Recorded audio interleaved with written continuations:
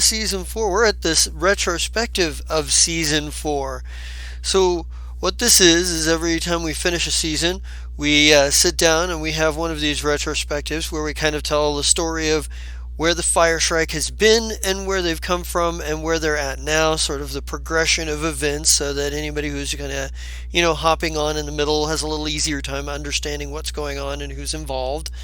Um, we also talk about like the characters themselves, what they did throughout throughout the season, the story arcs they were involved in, favorite moments, you know, relationships that were important for each character, and where maybe a little bit of a where we think each of these characters are going to kind of be going in the future as far as you know I explored this relationship with this character this last season. Well, I kind of want to explore this relationship over here this next season, or these kinds of things, some of the stuff that's happening.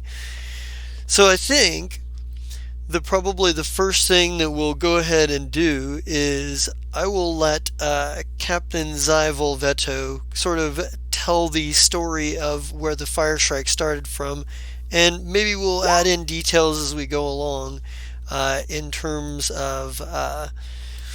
Hang on a second here. Apparently, I need to fix something in my sound settings. And it happened to me the other night too. The sound settings were not set right. Come on. Come on. Do what do. She says.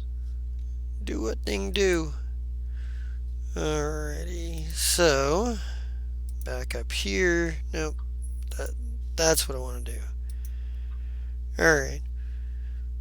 Now, I'll double check that real quick here. Make sure it is correct. Because I didn't want to get that double echo of sound coming through the speakers instead of coming through the, um, you know, No. etc., etc.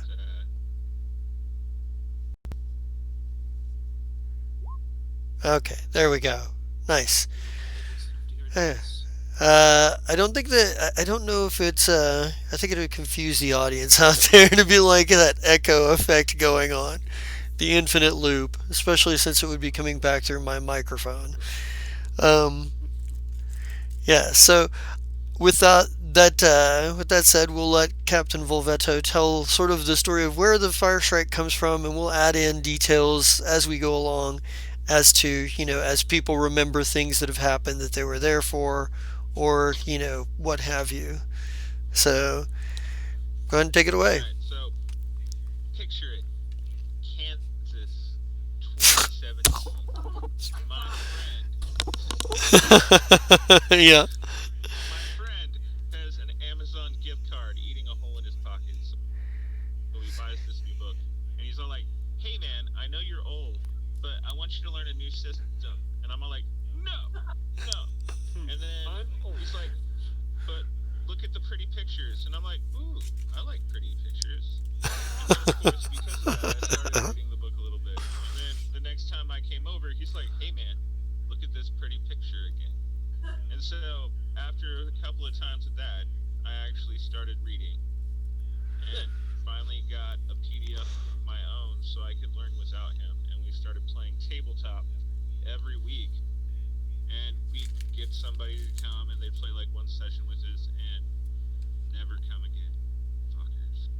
I mean, how hard is it to show up once a week? These guys have been doing it for 125 weeks, minus two Christmases and a New Year's. I mean, that's like three fucking missed Mondays.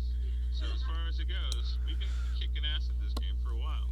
But anyway, so he's all like, "Hey, there's this internet site, Chris. It's called Roll20, and we can use it to play this online and get people that will actually show up." And I'm like, I don't want to play online. That's commitment. And now here we are again. But anyway, uh, when he convinced me to be online, he's all like, "So what do you think?" And I'm like, "Well, I think if we're gonna do it, that I get to keep my ship and I get to stay Captain's Eye because it takes forever to level when you're the DM." And so he conceded that, and I kept me here as well. Those were my concessions, and he's all like, "Okay." And there was a group, and half of those people are still here, and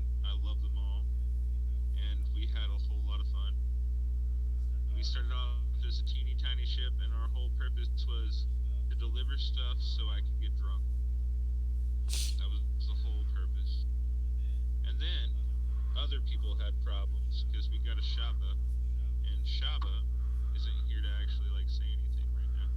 Boo. But anyway, Shaba came aboard, and I had my first set of crisis because first of all, there's a super hot 7.5 foot tall woman on board, and she has a drug problem that makes mine look pretty normal. And she has all this back history with some guy that turns out to be an evil dick. And oh, and then of course there was Steph Slep, who also isn't here tonight. Alright. And Slep, great mechanic, do anything for you if he loves you. But is the main reason that I am the most well known terrorist in at least the Jester's multiverse. Yeah. And yeah, it's been a lot of fun. And we've had, some people come and go, and then we've had people change characters. Like, I think James has played the most different characters in this system so far, Uh, and which is cool. You get some stuff done, and even the characters that we hate most, Prosoff. Pros. Oh, fuck that Yeah, guy. yeah. See what I mean? Everybody hates Prosoff. We love to hate Fuck pros because off. All James my does an homies hate awesome pros job. off. Yeah, the only good thing Prosoff did was infest the ship with hula girls. Oh, yeah, our ship is infested with tiny hula girls with palm trees. We don't know where they are. Yeah, no matter how many times you clean the ship, you always find one when you least expect it. You open a panel and poof, hula girl. Or you move your pillow, poof, hula girl. so, so, Yeah, think of something else. 'Cause, so I give it a little bit more detailed version. Like Nahir and Zai Volveto are exiled Kasathans. They broke a cultural artifact and they got kicked out. They yeah, ended up with a found a ship. cove in a place where home is very important that I couldn't come home. Yep. But I didn't have to die, and neither did Nahir. And that's true. Nahir, my NPC sidekick, and I had tons of back history. After we left the Adari, we did a bunch of mercenary work where I didn't really learn much because I was still learning how to be a drug addict. And then, what was his name? Nahir's not here for me to ask. The guy that gave us the first fire strike. The guy, I can't remember his name either. That's off the top of my head, and it's been so long ago I lost the actual notes. But Yeah. needless to say, Anyway, he was a mercenary captain you guys had worked for. Yeah, well, I thought he used to be a war hero or something like yeah, that. he was kind of a war hero. Yeah. And anyway, so that guy is dying from some weird Kasathan disease called Jollick's disease. And he's like, you guys kind of got fucked over, so here's a ship. In exchange for that, you have to figure out how to cure this disease, which, honestly, 125 episodes later, I'm still nowhere near solving. So that's kind of a bummer. But, what? Nick here was always the, like, Jiminy Cricket of Zai. He was the one that's like, that's kind of an evil dick move. If you do that, I'm gonna have to hit you really hard. And I'd be like, oh, now that you mention it, that is an evil dick move. Let's not do that. Or occasionally I'd be like, hey, we're gonna go do evil dick moves without Nahir. Nahir, go do something. And then he'd find out and be just as pissed. But he saved Zai's life countless numbers of times and put up with a ship full of morally corrupt, unethical beings. But they were pretty epic. Oh my god. Some of them were epic. Stop. Well, and at some point, like during the early goings, Captain Zai came into conflict with a space pirate named Captain Vames Kiln. Neither of them were affiliated. Yes. Neither of them were affiliated with anybody, and the free captains said, You know what? Your warfare that the two of you are having are fucking up our piracy operation. You're now officially both free pirates. Have a fist fight in the street, and you're done with it. Like they pretty much said, here, you have your fist fight. You give him a ship afterwards because you started this shit. And the fucking uh, yeah, and with the transfer along came Ashira, because when the ship was given over, the extra ship, the Spitfire was given to Captain Zai Volvetto. He got two crew members that are with him to this day. He got Nurx, the Goblin pilot, Daredevil, and he got Ashira. And he got Ashira, the elf technomancer, who at this point half the galaxy is beginning to think is unkillable because the amount of times that she goes down and then is seen again fighting like months later, like the fuck. I died Right. and then came She back. is Yeah. immortal. She is, or she has inside her blood of kings. um, the somewhere along the lines That's during. also true. And there is so much stuff, honestly, that's happened since we started this. I mean, Mhm. really, uh, just getting the crew is one thing, but what Ashira and Ezzy were both cloned, so there are replicants because we found out they're not technically clones. There are Greys, which of course are your little alien men with the teeny tiny mouse. There's one on board right now. He hates us all. Um, Uh, slime guy. oh well, yeah, yeah, and Captain Zod keeps the most is misanthropic the right word? No, misanthropic would be hates everybody basically. Yeah, that's not right. Cyrus, Do I look like the English major to you? no, but Philanthropic? you're the second one. No, no, it's just all right. So Non-typical. yeah, yeah, let's go with atypical. So every race, of course, has the stereotype that goes with them, and I take the ones that go against the grain and then makes them the best pirate crew ever. At least I try. Occasionally I fail, and there's someone super evil, merch, on board, and I say it like that because I know things as a person that I don't know as Captain Zai. Merch, So you're evil, right but now, you're Merch not is just kind of our a brand of dick. evil. Right? No, I like more like chaotic, neutral, leaning towards good on occasion. Like kill people for money, then spend some of the money to help people less fortunate. Mm-hmm. I believe Robin that's Hood. just Robin Hood with extra steps. It Yeah. is Robin Hood with extra steps. uh, That's how Captain Zod normally gets it Or done. maybe you would call it war profiteering? Eh, I I mean, don't well, I not think necessarily war profiteering, but I think I think I think that's in our list, but I it's think not our main thing. I think to get back on track here with like sort of the history here. oh my bad. The basically yeah. So you guys you Slef got you made you guys terrorists because when investigating a terrorist attack on Versis, tied to Shaba Yan's former mentor, decided that Right. grenades were a great distraction. This is where we get R.I.P. Fern because he blew up a fern in a mortuary, and then his drone blew up the receptionist. Fighting, Right. shooting at the cops, trying the police force while trying to get away, blowing up dormitories and private manufactories, and shooting up holovid awards all throughout like a course of events where they were trying to God, Ashira. catch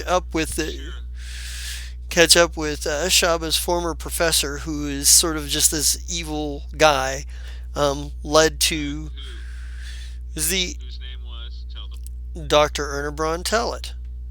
Who we constantly for like 6 to 8 months of game called him the professor just to piss off. He did Yeah, not care for that. yeah, No, he did not. He said it a couple times. He's like, "Look, I went to college for 7 years. I think I deserve that title." yeah. You're just some teacher that Shaba slept with, or not slept with, What? because Shaba's not here to actually say one way or the other. I can't say that. The Hang on. Well, we might have a response here to Yeah, we that. might have a response. But anyway, hey So, Shaba, can you hear me? Okay, Shaba, we need to know for canon, were you sleeping with Professor Von Tallet when you were a college student? Okay. oh, See, that's why I needed you here, because I wasn't sure if that's what it was or not. But either way, Professor Von Tallet and Shaba had a past, which is how we started dealing with him. And he's the one who actually got left like a full blown evil character. yeah. During this time, you also made one other major enemy. They made the Mastodon Mining Corporation, whose CEO by the name of Janice McClare, when they were supposed to go and eliminate some troublesome mining colonists, but instead they eliminated death cultists, and when they came back, shit was all screwy. So they were like, "Yeah, we're not doing anything here. We're gonna leave," and that made this. Wait, it was way deeper than that. I mean, seriously. No, no, everybody started acting very differently, and this was the point where like the clue was first dropped that there was a lot of like stuff going on, because they're finding out now. They have found out more recently that during this around this time was when several key people had been replaced with replicants. They didn't know it at the Right, time. but the whole thing is the reason that we gave up that job was I had spent weeks trying to like work out a solution where I didn't have to kill some people Yep. because I was trying to play the diplomat. And then they were like, "Well, get rid of these cultists for us," and I did, which is the first place that we ever nuked, by the way. And when I came back, they were all dicks, and Mm-hmm. I rolled a will save and failed it completely, and was like, "You know what? Fuck you guys, I'm out." And it actually screwed us because we hadn't been paid in like 4 months at that point. It was like almost a year before you got paid as a like actual Fire Shrike guy. Yeah, they this caused a whole lot of shit because while they were trying to find Dr. Tallet, they were trying to shake off bounty hunters and other agents of this corporation, and then It they was just just a crazy amount of stuff that we had happen in a short amount of time. and then the and then the doctor paid them to go out to the system where they'd been before to do a few missions for him, with the promise he'd help them clear their name. When they finally That tracked never him down, happened technically. which they did lose one person in the battle with Talat just proving themselves. But they spent and here's where we get into the Slef evil part, because he was holding one of Slef's friends that he thought was dead in custody, and had him doing some dirty work back behind the rest of the crew's back. The rest of the crew, there was a moment where they were plugged into some alternate reality, and then woke up from that. Nobody realized at this point Ashira and Ezzy had been replaced with replicants, and they spent an entire season while these people continuously get sicker and sicker, not knowing why, doing jobs for Talit, only to come to the end of the season where there was the showdown between Shaba and Slef, and then a showdown between Shaba and Qualu, and then the big mothership that Dr. Talit was on blew up. Shaba was lost in space. In the battle trying to escape, Ashira was apparently killed. We come back 6 months later. The captain escaped with a couple of people, including Slef's friend, and they're in prison. Everybody else is out floating around in space, trying to just stay out of, trying not to get caught up in things. And we got Lysin, the Strix warrior.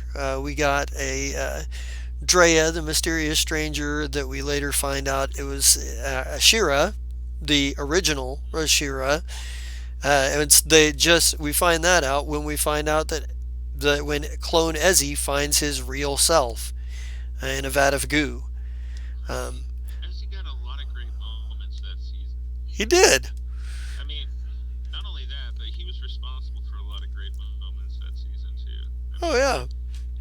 Ezzy's personality, both for evil Ezzy at the end and then regular Ezzy trying to come back from that, was just James did a really good job. Yeah. Everybody here actually cares about their character. This isn't a stomp and stab campaign. In Hmm. fact, honestly, the higher we get in level, the more I want to avoid comp.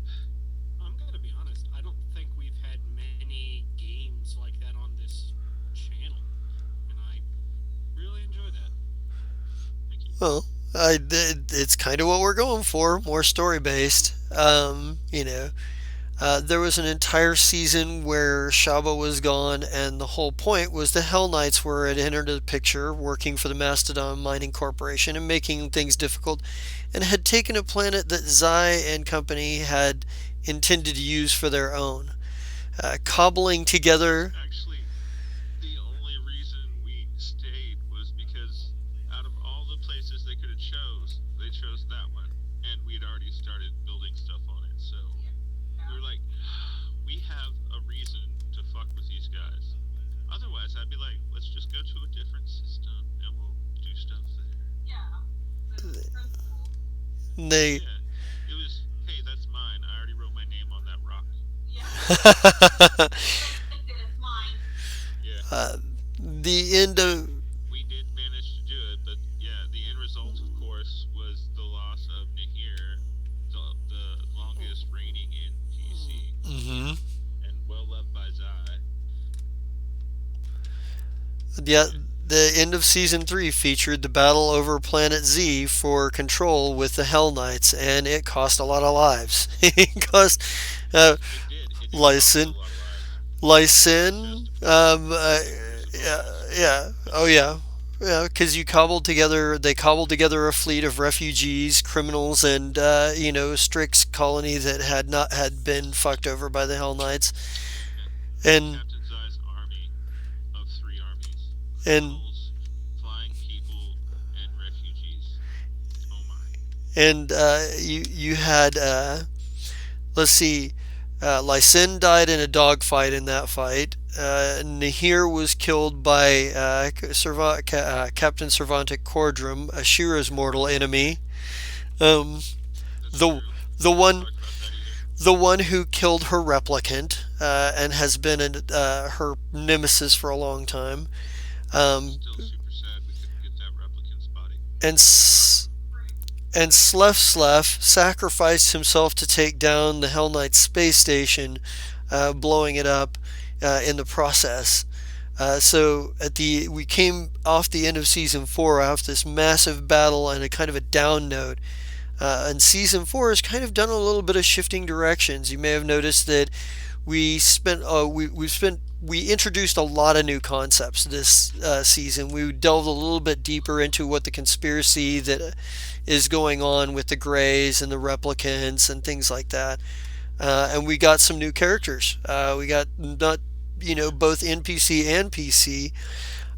We got Xander and we got Vesa, who Slan. we got. Also, can we just have a big congrats on Face's first season? Oh yeah, No congratulations. shit, right? Hey, Yeah, well, and Xander's. and Xander. And Oh, Xander. Eh, oh, Xander, you don't count because you played in the other game first. oh, No, you always That's so fucked up. Sorry, I oh, thought it's that was bad. enough. Just the love here, just the love. And we got Sarah. We also got Sarah Silverchild, a psychic, dimension hopping, temporal hopping investigator who's a human, but he's kind of a cold fish. He tend to talks a little bit more like an android than the androids do. Um, Yes, he is stereotypically speaking Android. Lots of ones and uh, zeros. um, He and That is I not are true. really team. I do enjoy a good latte. we Jesus Christ. Can we get rid of Shatner? good grief, No. right? All right. Uh, All we, right. we saw Daryl's as officially my wingman. Oh, then of course there was Twinkle, yep. who came to us by being a stowaway and really good at talking to what was that guy's name? name, your friend? The one that's all posh and British. Arturo Aramal the Third. Yeah. Yes, that guy. Friend, yes, good at talking with him. Well, you see how how much we've chatted recently, so I'm not sure. Good is the word to use there. Oh, he generally liked you. Yeah. So long as you are remembered, it's always, well, not always good. Most of the time, if you're remembered by someone who's that aristocratic, it's a good thing. Yeah, not necessarily for the fire strike. We saw. I gave your name to international mercenaries. Thought it might help. You what?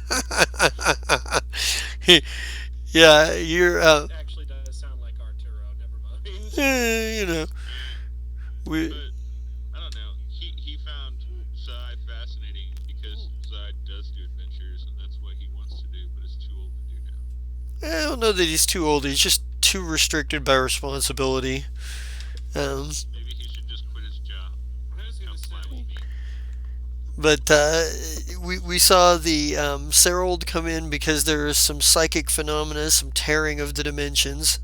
Vesa and Xander happen to meet up in the Veskarium of all places, and Hmm. one group of people tried to kidnap one tried to kidnap the other, and while they were shooting at each other, hit the drift engines in the running battle, and it blew them through drift space, and they tumbled out on Octurne. Um, That was fucking awful. yeah. Yes, it was. The one that got poisoned with I know, and I radiation tried. poisoning. Yeah.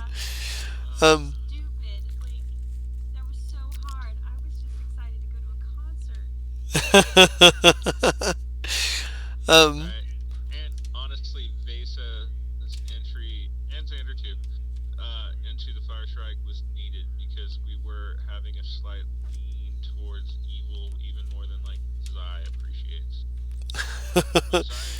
Zai appreciates chaos so long as it can be controlled, and if it leans too, see, look, it's that whole I'm Solaran, so I want balance, but balance is good and evil.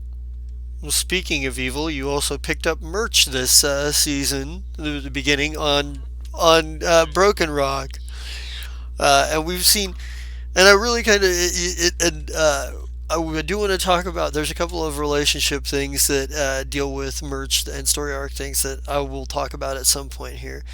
But we find that the crew of the Fire Strike went to Octurne, found Xander and Vesa, and investigating and found out that the things they thought were clones were actually replicants because they don't last very long, and that there is apparently Oh, potentially an yeah, actual there is. clone out there somewhere. Yeah, an abnormal or an abnormality called the Janus McClure model. Mm-hmm.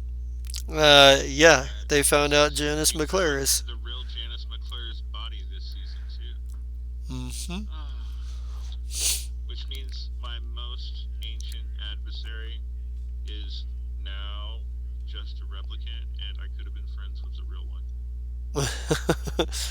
um, That Zai. also means we have to tell someone that their mom is dead after we kill the replicant.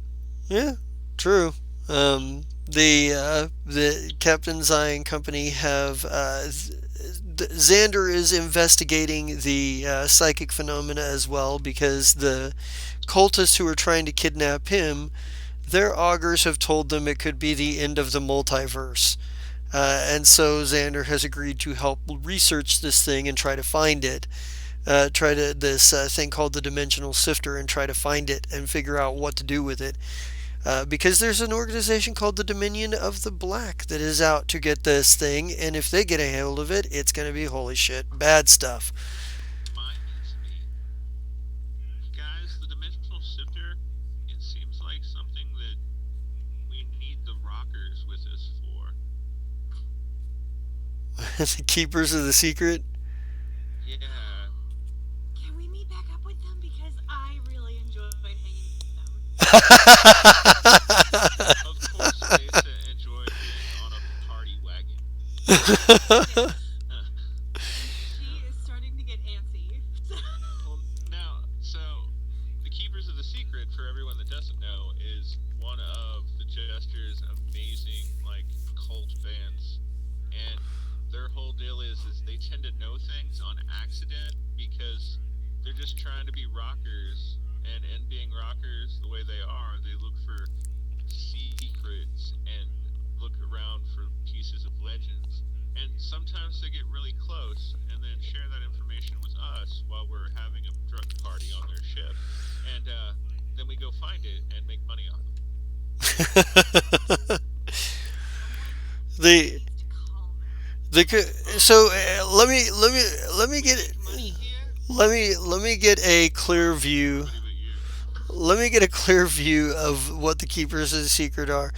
If you ever played Grand Theft Auto Vice City and you remember the band Love Fist, they're kind of a rip on that idea. They're the super like poser like rocker type guys who they pretended that they their public image is that they worship Nyarlathotep, the god of conspiracies and things like that, and they've got this renegade persona. But they're all basically just show dogs who they're good at their job as being musicians, but they're just drug addled train wreck. The only reason they know any secrets is because they just get that stupid accidentally lucky often enough. They don't always know what to do with the information either. They know shit, and you're just like, hey, that was way more specific, important than you thought it Well, was. it's kind of funny. The Keepers of the Secret are the Earth's equivalent of the Star. It's the most accurate news that you can find on the occult. It's just like, yeah, the but we kind of left off Zai. Bit of the a part of the season 4 was Zai was connecting with his past because he's doing a job for the Adari that they need done off the book, and he's looking for a missing ambassador. So they're in the Veskarium again, and Well, and that paid off that it happened when it did because otherwise this season was going to be Zai going aboard the Adari, killing a bunch of people to put Nahir's brain in the Adari vault where it belongs, and then surrendering and going to prison. the And that was the original plan when this season ran. And I'm like, oh shit, that's cool. well, we also found out we met a few of his and Nahir's friends, a couple of which are currently on the Blue Ember with them. They just don't Right. participate in a whole lot of stuff. Uh, and we've kind of left off Yeah, with they're the there because I needed new assassins on board. we're there. We when we left off at the end of season 4, we left off with the special the special agent for the Department of Disloyal Organizations, witnessing a reporter calling Captain Zai out on having a known terrorist with the Polonus Liberation Front on his crew, and of course Zai's security sweeping them away. Um, and I kind of and we also left off with the Shaba in charge of a crew dealing with a plague on Vesk 7 that they're finding out that there's more than meets the eye to. And I think this is probably a good point where we kind of go and we talk about everybody's characters and what was important to each of your characters throughout, or you as a player with your characters throughout the season, what relationships were important, what kinds of things you want to explore, what kinds of things your character is looking at for the future going into the next season, what their goals and sort of things are gonna what they're going where they're going. Um, and I think probably, and if your character had a theme song, if you were going to make like an animated music video of your character's greatest moments, what would the song be that it's put to? So I think with that said, since Captain Zai has done this more than anybody, we'll start with him. Joan So, Jett. Joan Jett, which one? Oh no, it doesn't matter. Doesn't matter, Joan Jett. just some Joan Jett song. So An angry Joan Jett song there that only cuts it to by half. So okay, one of the angrier ones. So what were your favorite moments throughout season four, and like what relationships do you think worked really well with with Zai? Where you know what relationships are you looking to build on in the future? You know, I hate to bring it up, but by far the best moment of season four was diplomatic titties. And it was the last episode, guys. But Uh, it was so on the spur and made everyone so delighted and happy. that's my favorite moment too. Right? And like just out of nowhere, she's all like, "Aha! So that's what I gained a cup size. Okay, if that's how you want it, sure." That's how we're doing it. But once we finally got everybody together, it was nice to try and get everything done. We always have so much on the table. Like literally, even if I like wrote everything down so I could remember it, it would just make me know that we had that much more left undone. Like there are at least three mini side quests that I know that I haven't explored in a long time that are still open. Like those people are waiting on Zai to finally show up 7 months later to do a job that's going to take him a day and a half. um, so what were like the best relationships for Zai throughout the season, and what relationships are you looking forward to like moving with uh, going into season five? I think Ashni and Tixpit are going to make more of an influence in game next season, right? And then of course we all love Rick. There's no keeping him out of it. But as far as like players' relationships, Yeah. um, so Vesa has done an amazing job of being the student class president. She was the one that showed up in the new place, but she basically took over and is like, "So hi, I'm Vesa. I'm gonna learn all about you, and we're gonna be friends. And we're gonna share the things, and we're gonna party, and we're gonna sign this yearbook that I made last night in gel pen." The worst part about it is that's my personality in real life too. Trying to attack, but also not because it You was what's sold me. beautiful. You sold me at the gel pen. Let's go. Right? And then like because Vesa and Xander had all that extra time where they were the only PCs in a group full of NPCs, they developed a little relationship where they're like the odd couple. And it's like, oh, yeah, yeah, they're together, right? Well, yeah, last I knew. I'm not going to ask, though. It's none of my business. So, and Xander's not going to be like, oh, yeah, we broke up. That's just not something Xander's going to bring up in conversation. So, Right. He's just and at the moment, he's like, I don't care about sex right now. I just want to get this thing so the universe doesn't end. this is true. Uh, Uh, Nothing else is important, folks. Because normally I wouldn't even talk to these Vets guys. They try to kidnap me. I, I I actually, from my part, I actually kind of feel like um, I did like a lot of like the earlier in the season stuff with as far as character moments dealing with your aunt and the sort of political end of the job. But I've also really Yeah, you know I'm enjoyed. not going to talk about me. Well, and I've also really enjoyed the. Well, this is sort of my perspective on things. Was I've also really enjoyed sort of the interplay back and forth with Zai and Twinkle, because he's had a lot of reason to have interactions with you, and that dynamic has been a lot of fun at And times. I like how Twinkle's personality has developed since he showed up.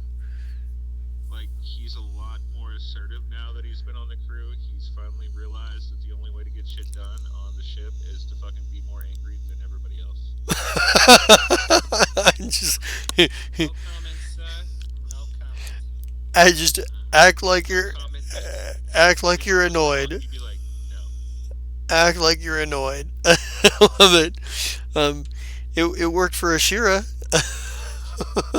You're not wrong. You're not um, wrong. uh, so I think we'll go to Shaba here. So Shaba, so Brian, what would you say your favorite moment out of season 4 would be, and what relationships do you think you had were really good for Shaba in this season, and what relationships are you looking forward to exploring?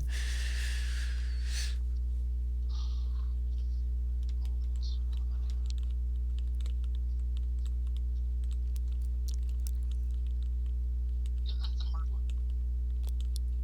It's all sort of pretty good. If I had to pick one,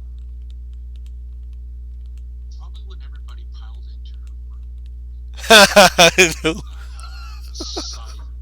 size video there, and just like, oh yeah, that's Shepard's dog. She just has no clothes on. Don't worry about it. That's great. Honestly, at this point, most of the well, all of the old crew would be immune to it. They're like, ah, we've seen those lots of times. And Yeah, and Sorry, basis. Since she showed up, Shaba wears clothes a lot more often. yeah.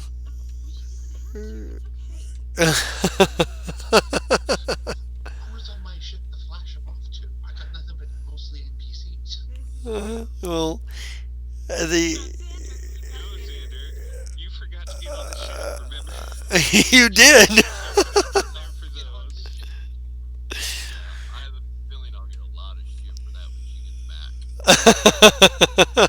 Like um We looked for you for three so days before I realized you never got on board. so what was so what would you say was the most important relationship with Shaba this season?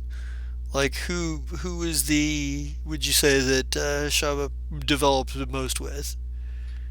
I'd have to say Sai. I think so too. To find out that he actually cares. Yeah, yeah. That's like, Aww. There you go. Zaya always cares. He just pretends really well. He yeah, spent well, so that much money. facade fell for a bit there. I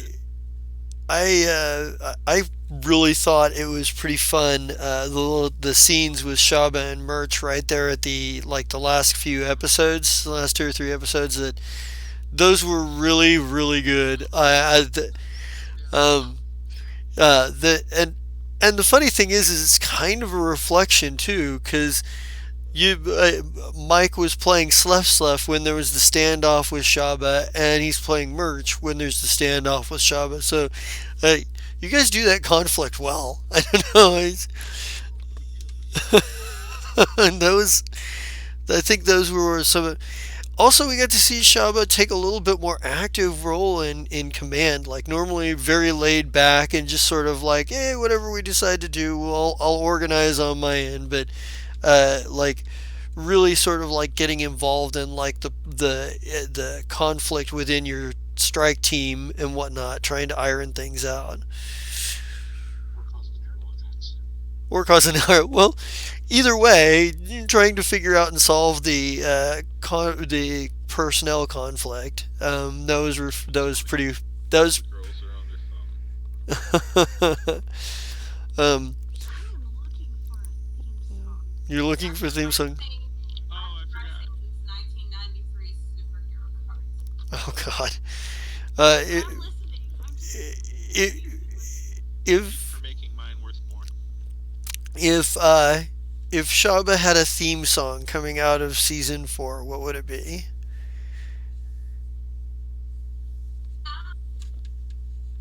What?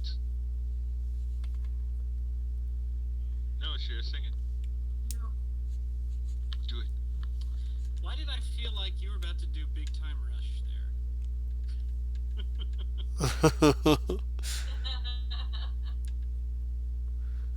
What would be a good song for Shaba?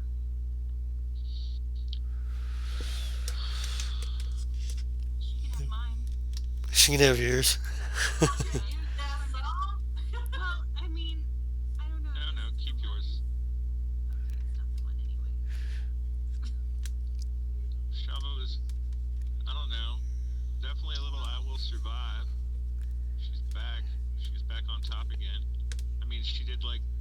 crap out in that last battle. She almost killed the share like twice. she she did. Yeah, Nerds is not going to forgive me for that for a while. No, you're gonna have to kiss her butt for a while. You know what I mean. Oh, I don't know. I feel I honestly feel like we used the Jackson Gamble song Reckless a lot in the early seasons. I think it still fits for Shaba. Um, Yeah, because Shaba does not tend to approach things, and she's either on or off. It's either I'm laid back and I'm chilling, or it's Fireball. Like, and just Yeah, can, it turns out just her yeah. theme song. you know, uh, uh, Fireball. just Fireball. is there a song called Fireball? I believe so. Yes. Like, Pitbull. Oh Oh no, God. no, no. Okay. Oh God. Uh, no, no. I'm sure it's an excellent choice. It's just yeah, it's Pitbull, so I don't know.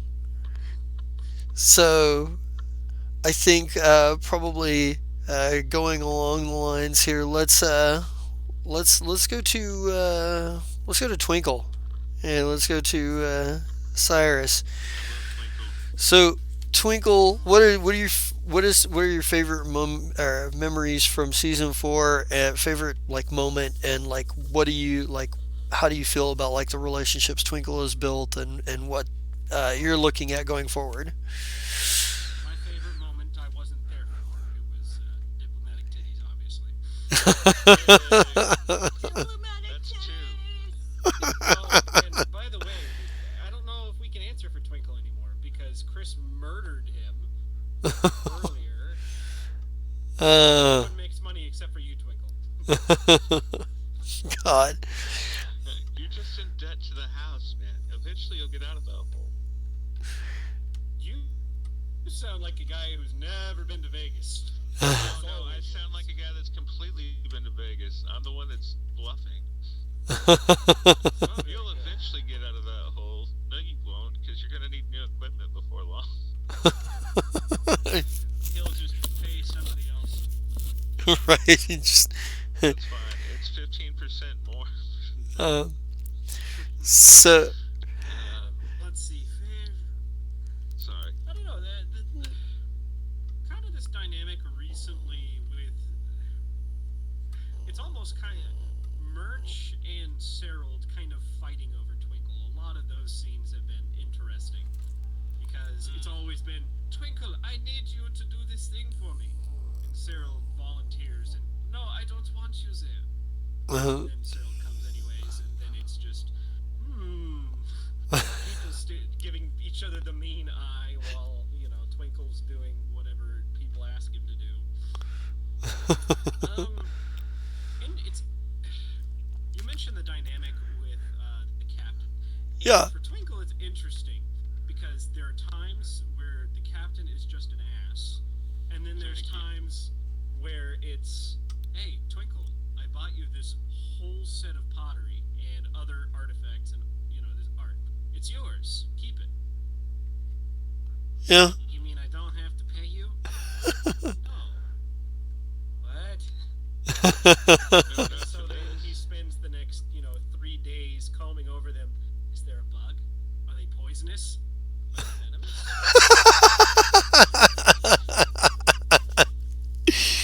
uh, Or is the keep, captain keep, control? me- keep, me, keep me on your toes. And But Right. And honestly, minus sorry. Mesa, there's not one person. Well, no. Minus Mesa and Xander, there's not one person in the group that hasn't had Zai just randomly give them something. this is true, and it makes. And the optimist in Twinkle is saying, "Oh, he's doing it because he realizes he's been an ass, and he's trying to apologize, or he's just being nice." And then the other part of Twinkle's like, "Yep, he just doesn't want me to leave." Maybe it's a little bit of all of those. Probably. There's, you know, there's Right. there's a little bit of You- something self-centered in every You good. only need to worry if Zai puts a red button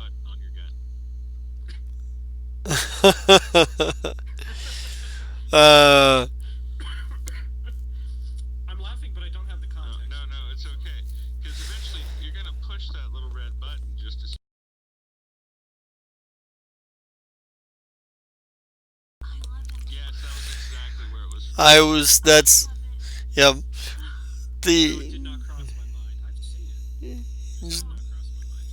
oh, It's it's okay. like once you It, get them about 8 times, and then like you're here, you're with it. I for a certain kind of people, The Fifth Element is a cult classic, and Besa and I are both that kind of people. So, what relationships are you looking forward to exploring with Twinkle? Like, who do you think is going to be more important to Twinkle in the season 5? Like, who would you? Well, Vase has been very, very important to everybody, but I am gonna have to go yes there. Vesa has just been yes one of those. Hi, we're going to be friends, and there's nothing you can do about it. You met her, Uh, you're fucked. right, She's like, but yo, the thing about Besa is when she says it that way, you're okay with it.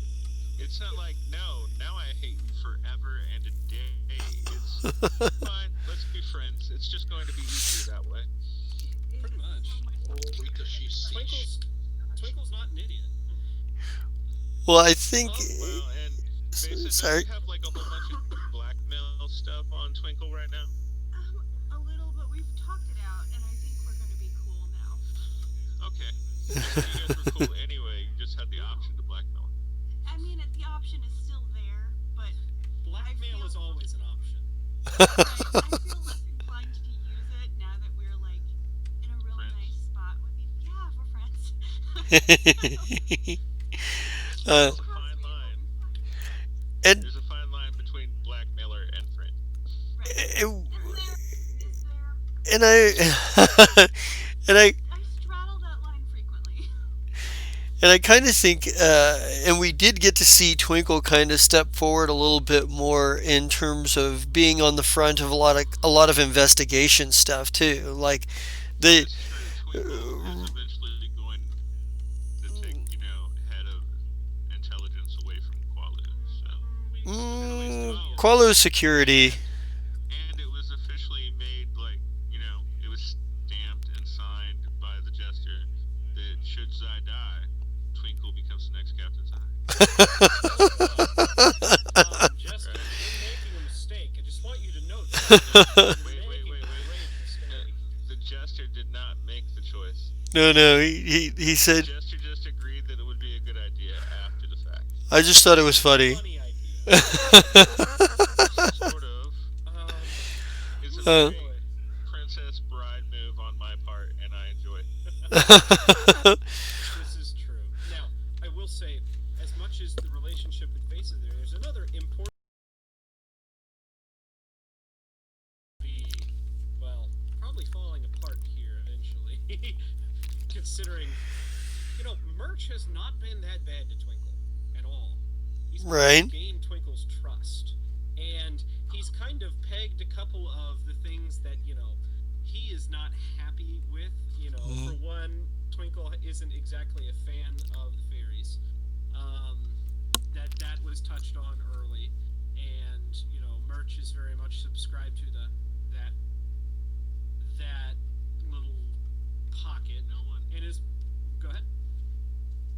I feel that no one had a problem with the fairies because most of the time everyone forgot they were even there until Merch brought it up.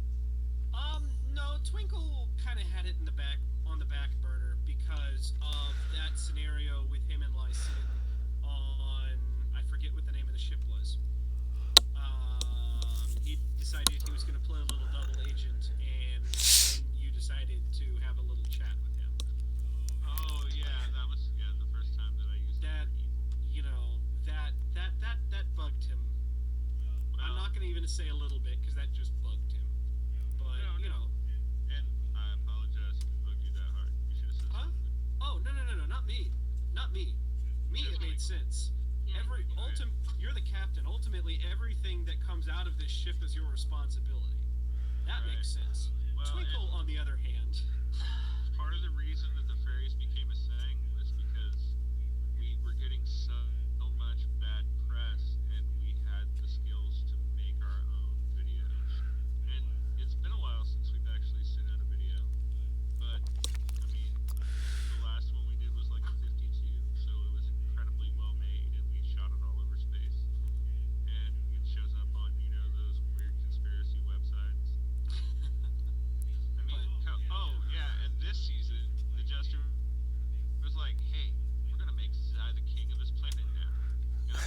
I'm not ready to retire yet. He's like, no, you don't have to be there. It could be one of those kind of kings. And I'm like, oh, okay. So long as I'm a pirate king that just shows up and fucking is like, stop fucking up, and then can leave and go do my own thing again. By the way, you're late on your taxes. we are. I'm not even worried about that. Well, and the funny thing about it is that planet became sort of like the. It was that thing where it's like um, Dr. Talent was like, "Hey, this is how we clear your name. We make you the legitimate ruler of a sovereign planet, and you can claim diplomatic immunity." He basically is like, "We're going to make an end run around the laws as best as we can." Um, Yeah. After this, the core planets will pass laws so that no one else can do a Zai. It'll be the Zai referendum or something like that. Probably. So Also, there's. Go ahead. sorry, keep reminding me. Also, Planet Zai can't be Planet Zai, so it's Planet Patella. you know, they basically That's they the official name of Planet Zai. yep they literally sent him they literally sent him messages back. The legal team that Talent is hired for them has sent back messages like, yeah, they don't like the idea of reminding people that you're basically making an end run around terrorism charges and murder charges and you know And I told the jester when he brought all that up, I was like, that's fine, but it's going to be just like at the end of Titan AE, where it's Earth 2, and then it says at the bottom, AKA Planet, and it'll be AKA Planet Zai. And but when I'm you get still there, they'll be gonna like, Tella is a great place. And they'll be like, tourists. I'm still gonna refer to it as Planet Z. So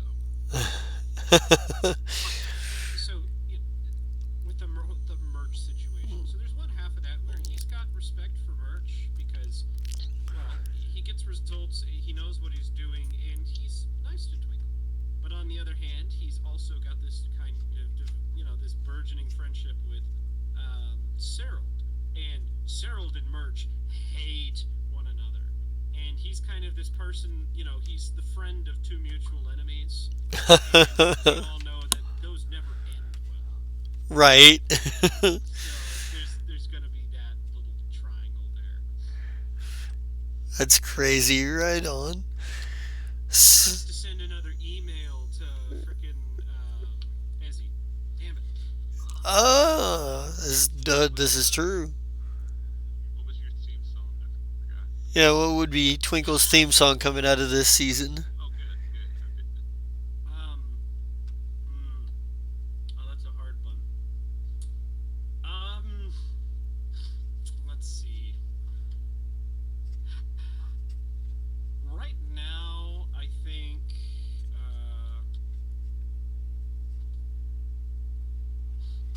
For whatever reason, what is that called?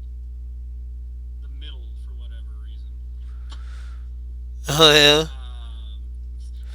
Just because, just kind of like, fuck it. Just do my job, figure it out. And everybody else is weird. Zai not giving a shit about watching himself being murdered over and over again. Um, People fighting. Yeah. Hey, you rolled pretty well on that bluff check. I think better than Twinkle's perception. So, Yeah. Yeah. No, no, as far as it goes, I've worked my whole career to be as good at bluff as I am. yep. Yep. So, And you were still this close. This close. Drives me nuts. Like, there are times where, like, I've been working this hard, and he's better because he's this other planet. because he's an operative. It's okay. You can kill things. I've got to sneak around and use sneak attacks. I have an idea for an operative that's pretty cool. That's another story. Captain's Eye's not ready to die yet. Right on. So Survive. Sorry. Ashira, as one of the longest running characters on the on the season on the show, what was The longest team on the show. No, not the longest, but one of. What was your favorite moment from season four, and what kind of relationships have become important to Ashira? Honestly, like I didn't really feel like I got very. I mean, as far as character wise, I didn't really feel like I got a lot of time with Nurse. We Mm-hmm. went places, but it wasn't like anything substantial. Um, and then Besa came on, and so that's a whole new thing. And then I guess this year, honestly, just trying to figure out how this is going to work because she's not really the social butterfly. She never was, and especially, but see, she doesn't have to be around Nurks because Nurks Even knows Lashir everything. Was what? the social butterfly. Oh yeah, she talked to everybody. That bitch was crazy. She's like, "Hi, how you doing? I like tea. Fuck coffee." Yeah, definitely not me. But yeah, I don't know. I do. I'm not ready to kill off yet. I want to see kind of where this whole how do I say it? This whole thing goes like because we're headed and I know it just seems like hey we're just kind of we're headed in this one direction, but at the same time there's a lot of things happening all at once. So I'm just kind of excited to see where it lands. Does that make sense? Right. I don't know how else to say it. Well, I know we didn't get. Um, Go ahead. Sorry. for my favorite, let me think of my favorite.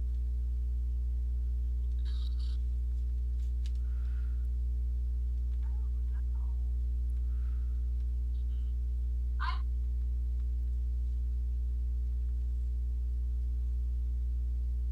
You still there? crap when Besa first Actually, came that's in, or we were just another really good moment. When Vesa came in? Yeah. And it was also the moment. Sorry, it was also the moment where Quevelin showed up and we got to prove to people that aliens were real. yeah. Oh, that whole narrative of No, no, because like you were like, I'm busy, and I'm like, if you don't turn around, I'm going to hit you, and I mean it. And you're like, really? Yes, really. And you turn around and you're like, okay, So, okay. yes, you can finally say you were right. Twinkle was wrong. so I Just on this one thing. like what relationships do you think are Ashira is going to be more invested in going into season five? Like what? I feel like she's gonna get a little closer to Besa, but also I have thought about it, and I was thinking that like I hadn't there hasn't been a moment where Nurks and I could sit down and have a conversation Mhm. about how she feels about the person in my life. Does that make sense? Right, right, yeah. Mhm. So I feel like probably that is going to eventually have to happen, for, probably sooner than later in the next season, so that we can get that out of the way. Because while you're seeing normally with if Mesa wasn't here, I'm this smart ass fucking pissed off most of the time elf, and then Nerds just kind of feeds it, so it works out. That's why we're friends. But then Besa showed up, and I started acting a little more, human-ish. If you, I don't know a better word for it. Placenta? Well, I mean, like, I feel like I've been acting like Shira's been acting More, happier, yeah, more like not so casual. Normal? moody. Yeah. Yeah. So I feel like it's just helped to kind of open her up a little bit because that's like a thing that was before Nerds. So there's like a big connection there. Right, right. And what would Ashira's theme song coming out of season five be? Oh, ooh, Red Hot Chili Peppers roller coaster. yeah. Chop suey. Chop Suey? Right on. Yeah. Yeah. Um, and yeah, there definitely is that. There definitely is that dynamic there that Nurks is always rough on people that when they first show up, but more so to others sometimes. You know. Uh, Mama, make me lovely. People tried that. People tried that, and that did not fucking work. uh, I know. I mean, I'm gonna be honest. The best way, if you were going to have tried it before this, would have been to walk up and sock her in the face and fist fight her. So, right. But that would have been the best way because after that, she would have been like, "All right, let's go get a beer." Eh, I don't. I think there's a certain amount of you have to prove yourself that goes on. Like, I don't think it's so much as can you sucker punch me and knock me out, and more of can you hang in a real fight. You know, can you hang when the shit's really flying and things are going crazy and explosions and fires are happening that you don't know how to? Yeah, uh, she shared a lot of battlefields with Slef. It has colored her perspective on who she thinks can survive this lifestyle and who can't. I think she's very picky about Slef that. is proof that a crazy guy can survive Yeah. I Yeah. gotta until he say, decides. still haven't had the opportunity to cheat her out of money in cards yet, but It'll happen, bud. oh yeah, There's I'll be there Technically, to watch it happen. I will. technically, someday I still have to go back to King Kearney's palace and fight. What was the guard? Was it a Vesk? yeah. Now I have to fight a Vesk bodyguard because Nahir's dead. So, I don't know why you have invested so much into that small minor like interaction. Don't get me wrong, it's kind of it's funny. contact that I actually enjoy having. Okay. um, I mean, a lot of your characters are great, sir, but some of them I like more than others. well, King I Kearney's mean, not mine. He actually is part of the core setting. Like I oh, cannot take, I I like can't. your version of King Kearney, so I was gonna say I can't take too much credit for that one. That one was. I use some of the published material as far as the lore. I use as much of that as I can, and then I add stuff in over the top of it. Trying to conform to the spirit of what's going on. Um, right on. And we also got two new characters into the mix, two new players and characters into the mix. And I think we kind of go with talk to get. I think we've made our way back around to them.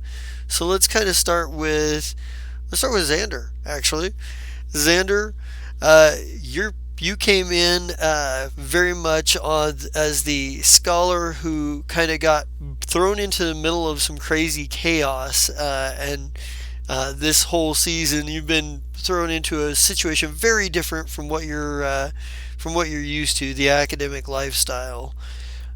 So, what are your favorite moment from the season? Like, what relationships have you really felt have been the most important for Xander, and what relationships do you think that you'll be building upon in season 5?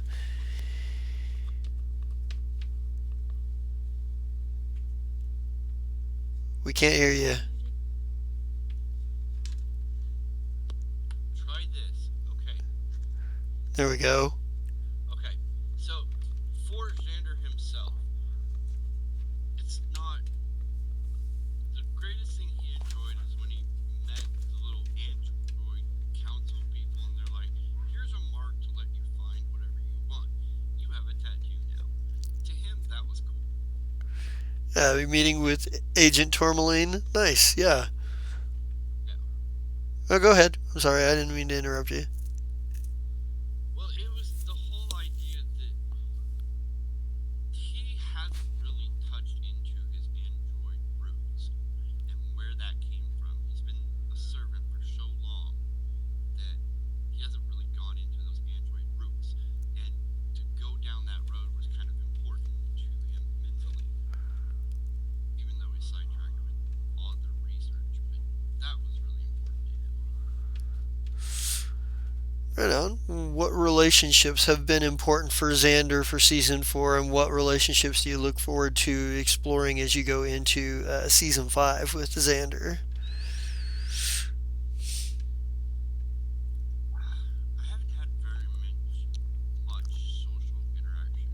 Yes, there's the funny moment where they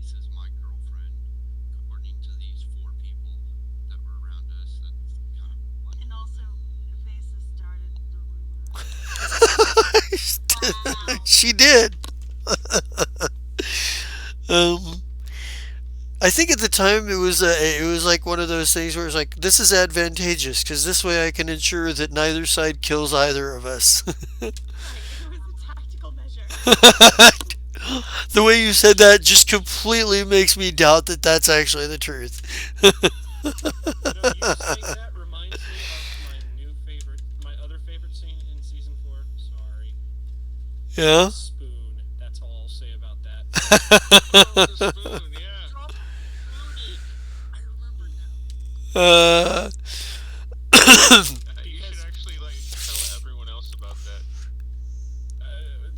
well, I wasn't there for that, but it's living on. I I mean, think the conversation was about Visa. I actually think that's appropriate for when we get to Vesa because Vesa was actually there for that. I think that's, let's Alright, Vesa, remember the spoon. Spoon. Remind was me if I forget. I'll so try. is what relationships do you think are going to be important for Xander going forward?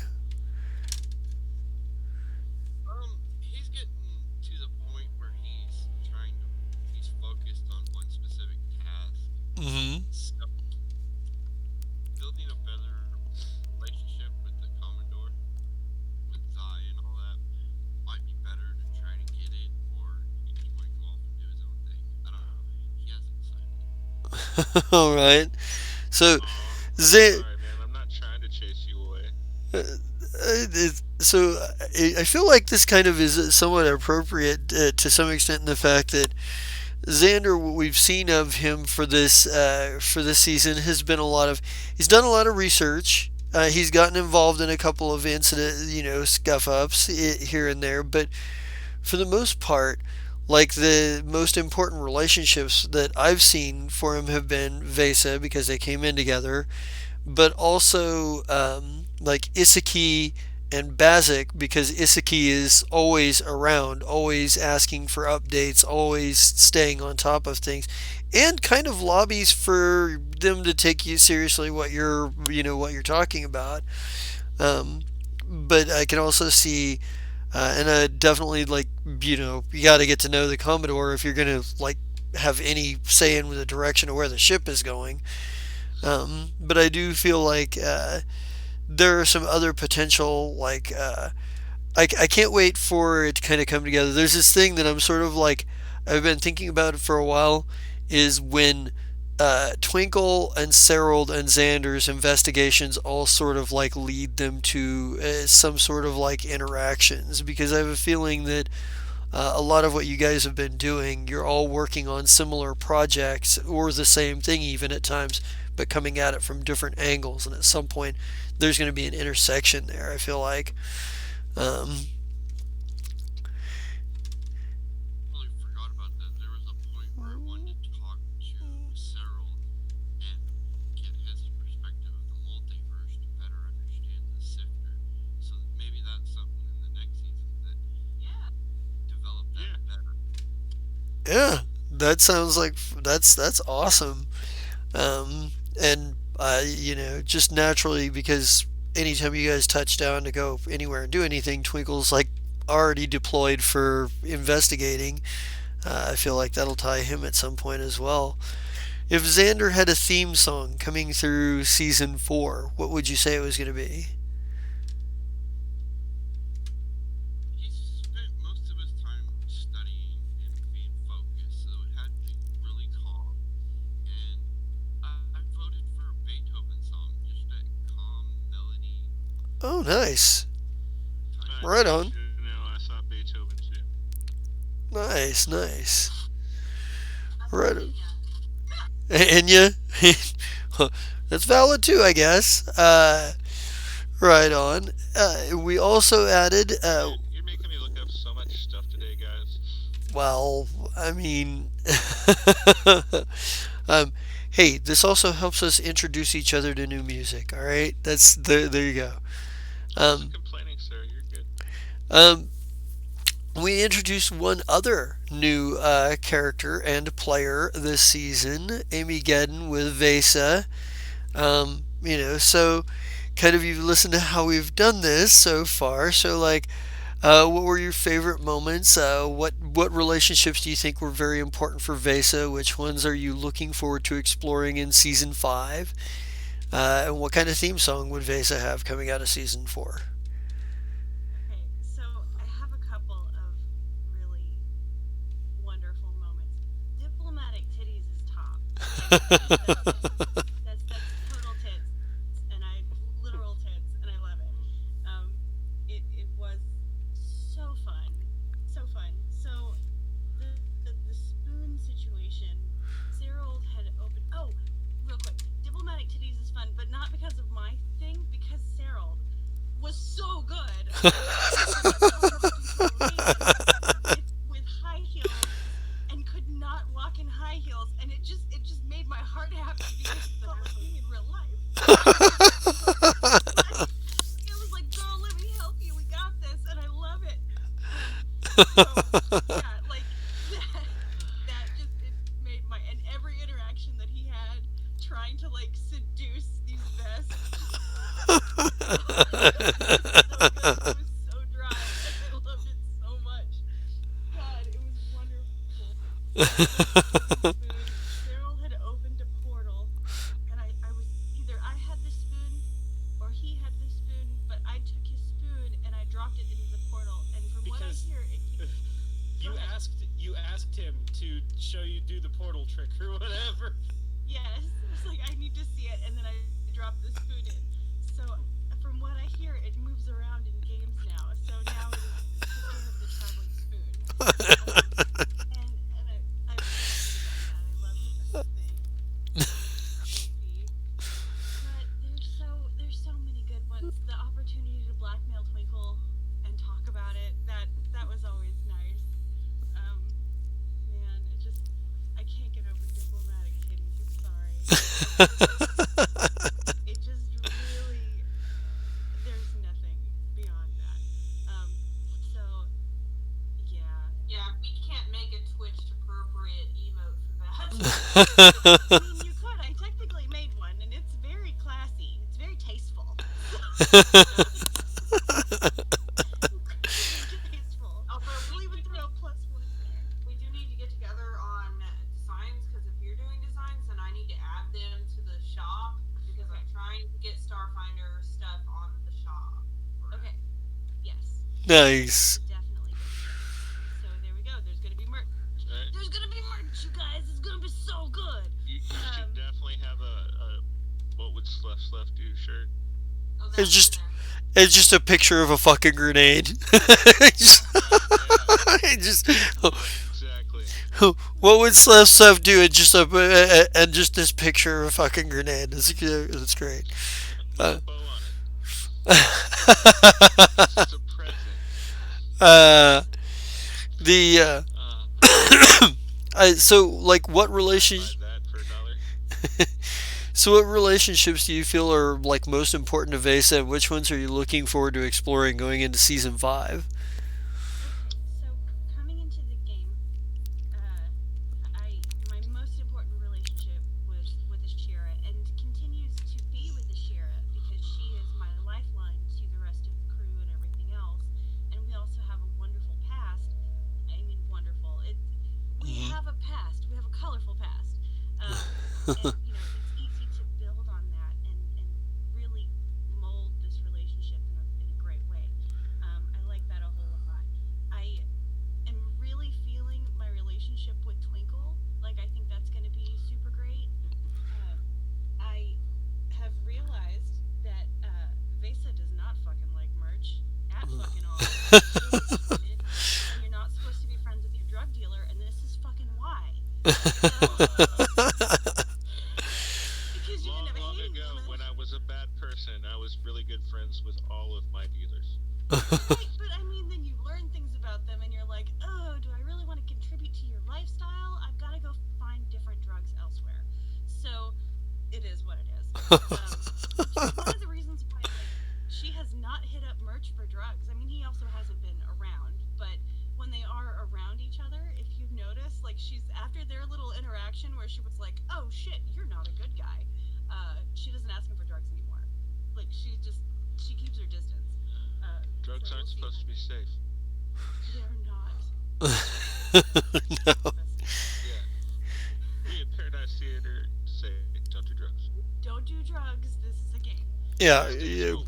you can pretend to do drugs in a game, but don't do drugs in Right. real life. And the Know the other difference. relationship, the other relationship that I want to explore is a relationship with Cyril because that last fucking episode, I was just like, oh shit, we could do some shit. and and I've been trying to figure out a way for Vase's like personality to jive with Cyril's personality. Cyril, Sorry, I lost my words for a second, and I couldn't quite get there. But after he polymorphed into Race and we had our like girls rule moment, I I got it. I'm in like sin. Like it can't go wrong now. if you were trying to find a crew that would do Priscilla Queen of the Desert with you, you are on the right crew. I feel it. I definitely feel it. And then my theme song, Vase's theme song, would be "Boys Wanna Be Her" by the Peaches. Ah, I nice. so know that song. Fuck yeah, you do. It's a good If one. Michael was here, he'd know it too. It's a good Okay. one. Alrighty. And I think where we're at here is probably like a general thing, sort of general discussion of sort of anything that you're thinking about with going forward into the next season. Things like I would actually like to bring up. Didn't you say something about NPC experience before? y- yes, and we'll get to that. I want you guys to have a moment to kind of talk things over because I have to find a Yeah. pencil. 'Cause I don't have No, a you find a pencil. That's fine. But so just so everybody can think about that, I mean, because we do have a wide variety of PCs that could use experience. see, So Only 200 points away from the next level, so well, no. what Chris is talking about is how I normally give you guys the Player Choice Award at the end of every session.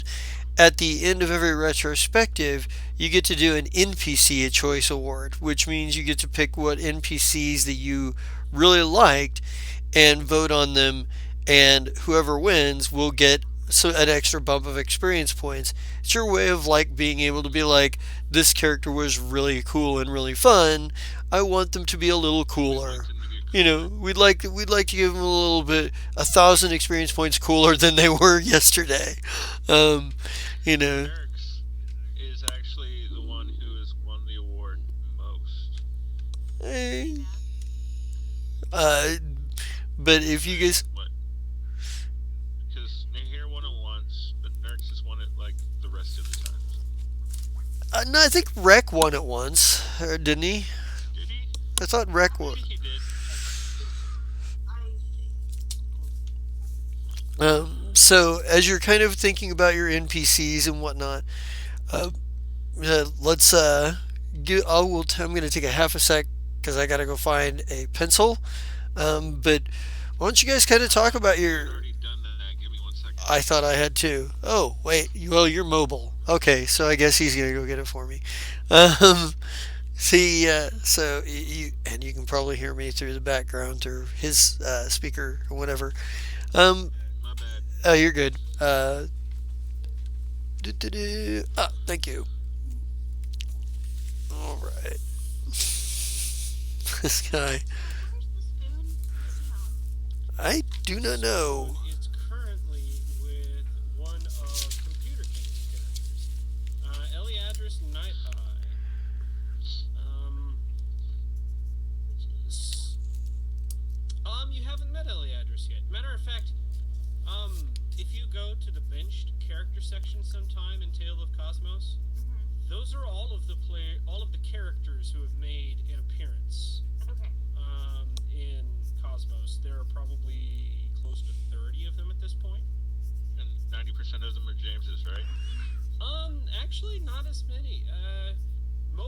James has more than any one person, but I think out of the benched characters, he's only got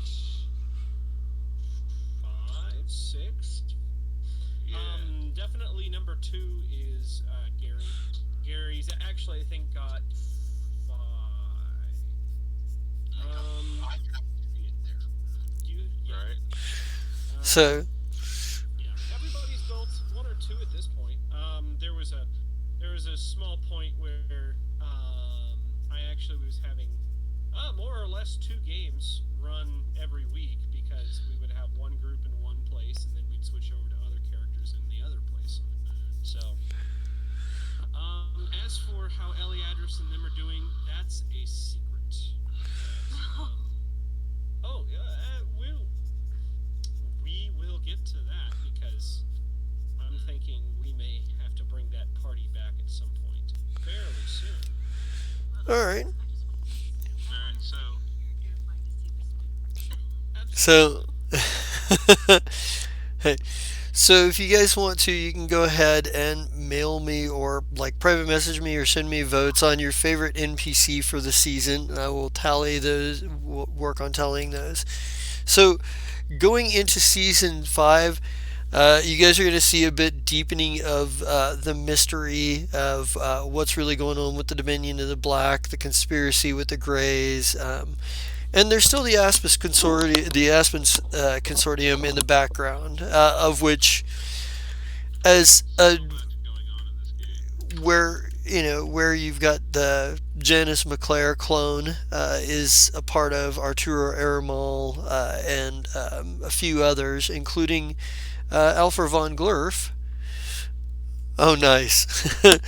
um, let's see, that's one there. All right. So we've got one vote for Nurse Jerkazal.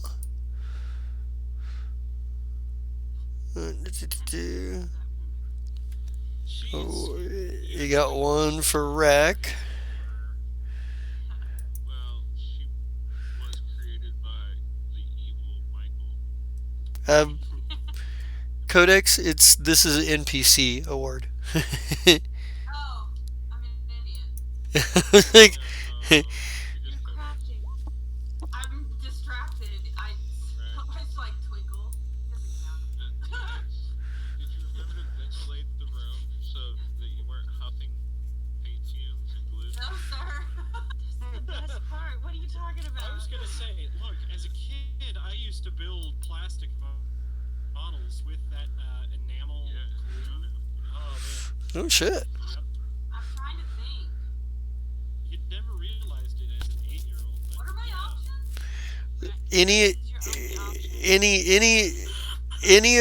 any of the NPCs that any of the that are still alive, obviously, but Tick's Pit, but that's because I love Tick's Pit just a little bit more Can than I just Oshni. Oh, never mind. That doesn't matter. Oh shit! I Cause yeah, forgot about Oshni. Can I take my back? yeah. Okay, I'm gonna take my back. Hang on, I'll Did be you right also? back. See, here's the thing. Twinkle is so there are people in this world who are not morning people. Some of us are those people. Twinkle is not an NPC person, and that has been made very clear. he's he's not a morning person when it comes to NPCs, and it's like I don't honestly have time for you. Leave me the fuck alone.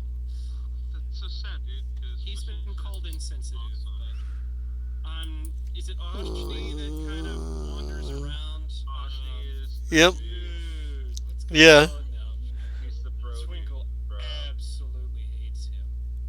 So that's who Twinkle's gonna vote for extra experience. I was gonna say this is less about this. This is a less about. Yeah, this is less about like who your character likes and more about who you enjoy as a player.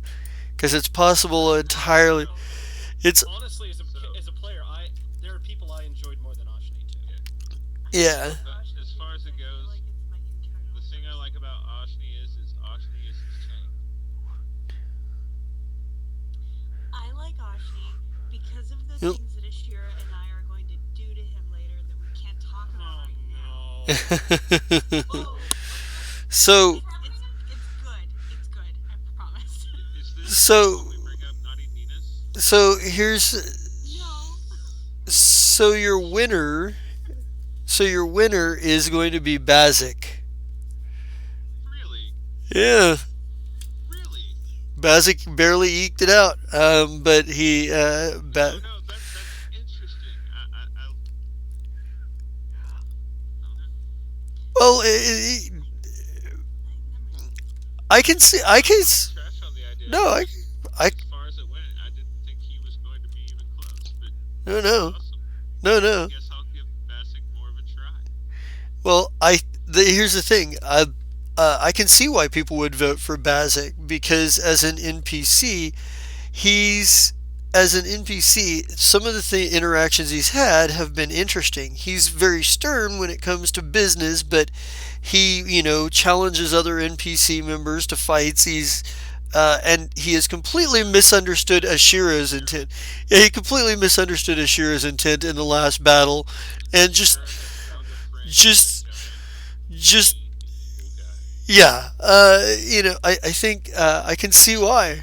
Yeah. Because that alone is just comedy gold. The fact that this big badass gladiator thinks that you were staying on the front line because you were just brave and you loved pain, and he's like, aha, like Finally. completely miserable. Izuki sees completely through it. Izuki knows that it's full. Izuki's like, she just should have stayed back and she wasn't thinking. Like, but Bazik, like, she's brave and she understands the ecstasy of agony. Aha. um, Right, yeah. um, Unexpected relationships in this season. That is definitely one. I gotta say, and I'm very aware of because I am the GM. I do tend to keep track of the inner lives of the NPCs that you guys are rolling with and the kinds of interactions that what their impressions of each of you would be and what kinds of things that would be of interest to them.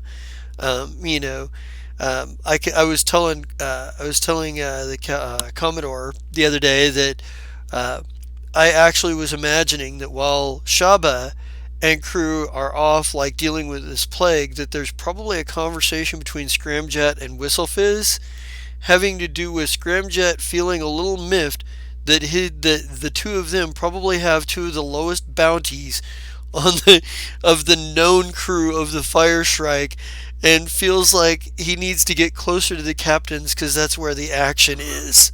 You know, and probably Whistlefizz's reaction to it is probably like, I don't know, I'm just happy to be here, kind of, um, because I imagine the two of them. Like, Well, I did establish that they play cards together, right? That's kind of their serve. no, no, but Whistlefizz is definitely the guy that I want to leave on board the ship because he can handle everything by himself if he needs to. He Uh, chooses not to most of the time, but if he needed to, he could, stop people from boarding the ship for a while. right. Well, and his drone is a combat drone. I feel like it's. Honestly, he's the most badass guy we have on that ship. I have. I've also enjoyed dueling with Glycil this season because Glycil has been a great foil for Merch, and I have really enjoyed that dynamic right there, especially the where Vesa involved in that situation in the med bay too, because that was a bigger scene because of it, and there was quite a lot going on there. Qualu for this being is trying to stay low key because he's a wanted man in the Vescarium. Um, you know, Oshni I just like because I mean, eventually you guys are going to use him. He's a vanguard. The harder you hit him, the harder he hits back. I think for those of some of you who were here for this for the episode where I was detailing that Bazik challenging and fighting different members, NPC members, and in the narrative I was describing that Oshni was the only one that he really actually beat Bazik hands down, because Bazik didn't know what to do with him. Rulia could have fought longer, but and seemed to be enjoying it, laughing it, and completely unafraid of him. But she eventually like conceded the victory when it became clear he had a little bit of an advantage. Um, uh, and we kind of like threw in there like there's a Quevelin is going to be a bigger part of season five. He's looked for him to be more communicative. Well, he'll be more communicative. He started communicating with Shaba, um, I know. or they, I I know should say. because he was stuck on another ship with no one that he was talking to. Come Um, on, don't burst your bubble. Don't get me wrong. Once he starts talking to you, it'll be great. You're both intelligent. You'll get him to, take copious amounts of hallucinogens with you. He'll become a better person because of it. It'll be great. I look forward to Nurse Jerkazol because there's so much going on with that NPC right there that I can't wait. I can't wait for you guys to start seeing what those strings are, what strings are, pulling on those a little bit. Um, you know, Plu Plu's just there where you when you need him. He's just a buddy. But Sad for leaving him behind Oh with it. yeah. he eventually ended up catching up with you anyway. I mean, I think he was we actually put it in canon that he was washing. He was in his room taking a bath, washing his fur. Of um, course he was, baby. I don't like a dirty friend. You may um, be on the wrong ship to have friends. well, I don't know. Um, No, not really. Honestly, one of the things that Captain Zod does do is he does have OCD like an old ship captain would over the ship being immaculate. Well, that's good. right, right. So, just in case no one can actually doctor, even though eight of us can doctor, um, let's keep this place clean so no one gets an infection. Right. Yeah, I think we can see. We'll see a lot more. Some of the NPCs that I foreshadowed making a return. Cervantic Cordrum in canon, we have seen that he is no longer in prison. Evan Saval, who dates all the way back to season one, season two, that he was one of the first jobs that Zyval Veto did. He was involved with a group of terrorists who were cybernetic terrorists who abduct people and implant cybernetics in them, whether they're willing or not. Next step, Evan Saval, and we also foreshadowed the return of Warp to Twinkle's life, although we've only recently introduced him in the campaign. The isekai member of your crew that got caught when you bailed from the Pact Oh Worlds.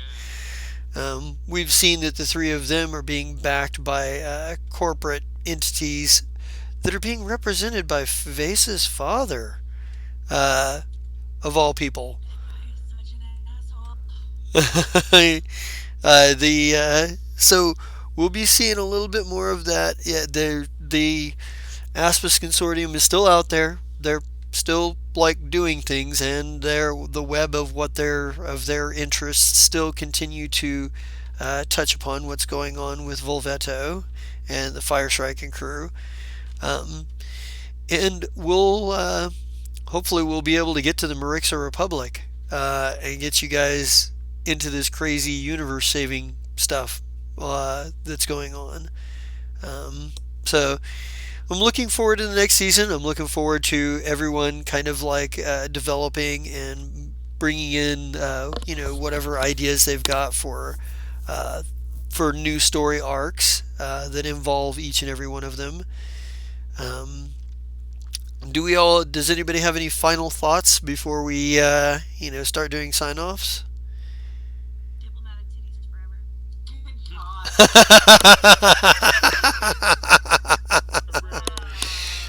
It's great. Hey, wait. So, Chandarelle, how do you like having another girl in the group? I like it a lot. That bitch better come see me before before she goes to Colorado. I will. Just so you know, it's her that's diplomatic titties forever. I mean, I It keep wasn't sharing any my of the diplomatic guys. titties. I've got two of them. You know, like you take one, I Right. take one, we're good.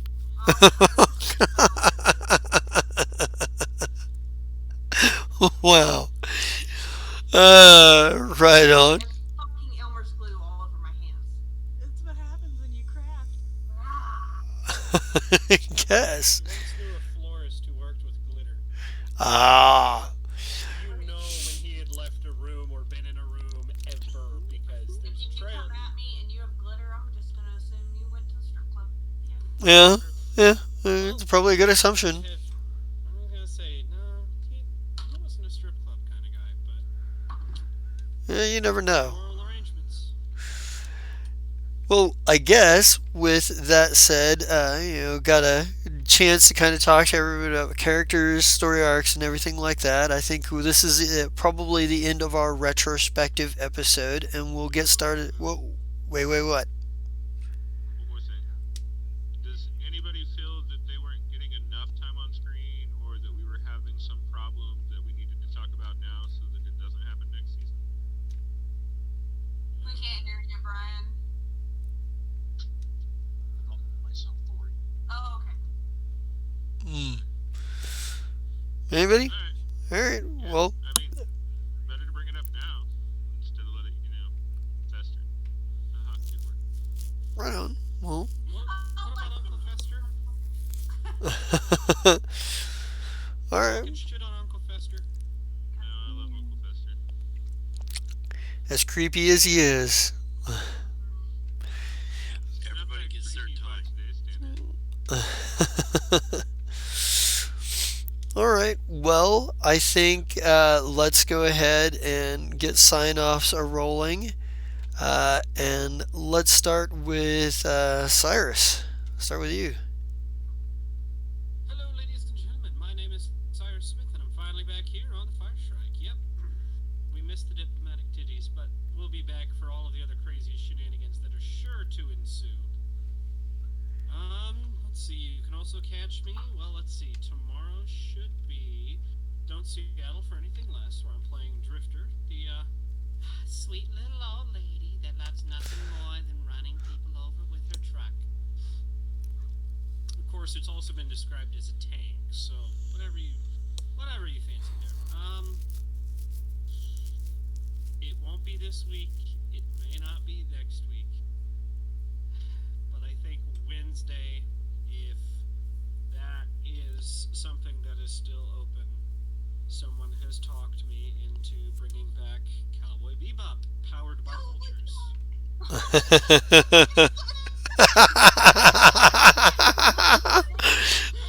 Wonderful. Let's see if she's got money right now and a fucking Awesome woman. Hooray! This is a great fucking game. That I was can't so even work. stand it. Hey, no more sugar for you. No sugar before stream 2, so you're catching the tail end. So at least until Computer King is back and healthy enough to run his game, Hinch to Minch, I think I would like to use that Wednesday night slot. So All right. keep on the lookout for that.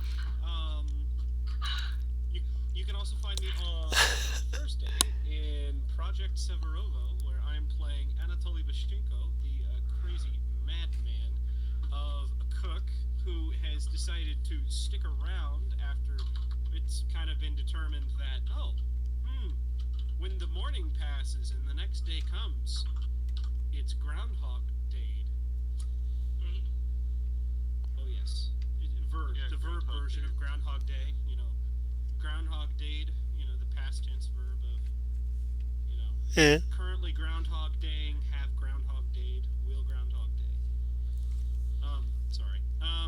You can also find me on Sunday, where I'm running Tales from the Cosmos, my regularly scheduled show, where our band of intrepid adventurers got to meet some new people and absolutely destroyed some aboleths. Hell yeah, we did. I mean, it might have helped that they had a dragon there to use one of them as a chew toy, but I was honestly pretty surprised when inside of 2 rounds they had managed to, you know, shake one to death and then disintegrate the other. It was quite the fight. If you want to go take a look at that, I think we put the Tales of Cosmos up on YouTube. If not, I'm gonna have to get somebody on that. So, and that'll bring us back to Monday. Oh, yeah. Where's my child? Cyrus, where's my child? Oh, yeah, they did try and take one of the NPCs. But it's. Girl, she's so sweet. I don't know what the fuck's wrong with her, but I love her with my whole entire heart. I tried to save her life, and now she's fucking gone. He won't tell me where, and I've thought about this since, well, it's just Monday, so I've only thought about it for 12 hours. Because you're acting like fucking Elmira on the Looney Tunes. So just want to hug him, squeeze him, keep him butts. I don't know. She's a sweetie, and I'm Hey. totally chilling this game. I'm real excited right I now, would okay? just like to remind us all that there is someone on the Fire Shrike that's trying to get short little isekais to sit on their shoulders like parrots. And it's not basic. Yeah, but I'm getting. Jesus Christ, I'm nice about it. This is true. This is true. If you want to live, sit on my shoulder. uh, You know what I'll do? I don't know what you'll do. I will get with Captain, and we will create like a backpack like thing he can sit in, and I can just carry him around on my back. I actually already make one of those for halflings, so yeah, I had already thought of that. I was thinking about the one with cats that have that like dome where they can look out, but they can't actually like get out. Yeah, you In can the put a cat rat in bag. that too. oh I'm God. talking about putting you in the cat bag. Like a turtle. Stop! I can't breathe. Wow. Guys, I like you so much. So, that's what you have to look forward to. Oh boy. uh, all right. I think we will move this along to. Let's move it along to Vesa, to Amy Geddon. Oh, yeah, hi. I'm just like posting shit in Discord about how cute Cowboy Bebop's back, and I'm fucking excited, and I can't even think straight anymore because it's pretty fucking neat. Can I keep my character? Yes, you can keep your character. Okay. Okay. Hi. Hello. I'm Amy Geddon. And tonight, we talked about Mesa and all of her new friends and how she is a bubbly, spunky, not spunky, bubbly, happy bit of sunshine. He was right. I mean, yes, but immediately I went somewhere else when that was not. Yeah, my bad. Fine. I'm sorry. She's got moxie. There you go. She's got moxie. Fucking spectacular. So this, I really like the show, and I really like these guys that I play with, and it's just, this is a wonderful way to start a week, and I'm just so pleased. So, okay, let's see. That is I lost true. my If train of Garfield thought. was in this group, he'd love Mondays. Fuck yeah, he would. So, every other Saturday, I'm also in Apocalypse World, where I play Starlight Fingertoes. She is a mechanic type character that picks up shit with her toes. And she can do that at any time, because I kind of forgot, which is weird, because that was like the whole like premise. I didn't have anything else for her except she picks up shit with her toes, and then not once does she do it in game, which is so dumb, but whatever. She will, or she does, like in passing, like it's just weird and whatever. And yeah, she's been forced away from her oil rig home, which is very annoyed. I'm pretty sure you packed your stuff before we asked you. Right, but there was like a whole junkyard of stuff that I could have dipped into like a hoarder, and now I don't have my hoard, so I'm sad. So, and then Sundays, I am in Tales from the Cosmos, and I play Stealth Nightshade, who is an elf duskwalker who is still fucking upset that she can't find the baby. You've And adopted this child already. I see I- that. I really have. You just play her so well. So guess what? I adopted you by accident. Sorry. Haha, you must say Why don't you do the same? Let me feed you candy and teach you your ABCs or whatever the alphabet is. or whatever the alphabet is. She She did learn learned a new word, and I can't even be mad. She used it in context. Like, how do you get mad at little kids when they use curse words in context? You just get to get mad at yourself. So, um, yeah. And then, at some point, we're gonna do Cowboy Bebop, and I get to come back and I hit my glasses because I'm very excited. I'm gonna get to come back and spec a shield. She's so fucking great, and I like her so much. She's basically Tank Girl in space. Oh, I'm so happy. That's me. All right. Xander, are you back at all? I'm guessing not. Um, well, then we will go to Brian. Yes, I play Shogun, the captain of the Real Fire Shrike. Not this sort of blue number thing. I have It's not the old Islander. What's the original name? I have Shots activated fired. shift. Shh. exactly. Why are there holes everywhere, Shauna? No. Next time we get a chance to upgrade a ship, I got some ideas in my mind. I'll talk to you later, Jeff. But anyway, yeah. Um, I do play Shaba Young. She's the intrepid, I want to say necromancer, technomancer of the group, who favorite catchphrase is, I didn't ask how big the room was, I cast fireball. On Tuesdays, and can't Seattle for anything less, I play Sakura, the cybernetically bio-enhanced elf street samurai who knows how to punch things really good. Haven't used her gun yet, well, except trying to shoot a walk off, but that's good.